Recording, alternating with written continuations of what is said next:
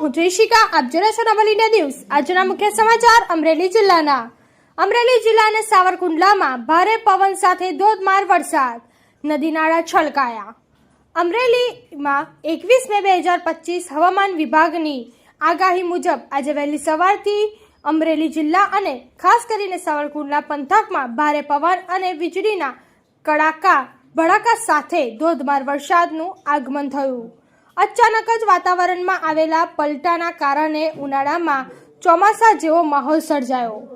ભારે પવન સાથે વરસાયેલા આ અનાધાર વરસાદના કારણે જિલ્લાના એક વિસ્તારમાં પાણી ભરાયા છે। સાવરકુંડલા શહેર પાણી થઈ ગયું છે। વરસાદના કારણે ચેકડેમ પણ ઓવરફ્લો થયાના અહેવાલ છે।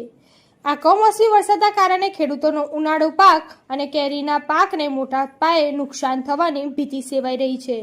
સતત વરસી રહેલા વરસાદના કારણે જનજીવન પણ પ્રભાવિત થયું છે। હવામાન વિભાગ દ્વારા આગામી સમયમાં પણ આવા જ વાતાવરણની શક્યતા વ્યક્ત કરવામાં આવી છે। બ્યુરો ચીફ નિકુંજ મહેતાનો રિપોર્ટ। ધન્યવાદ।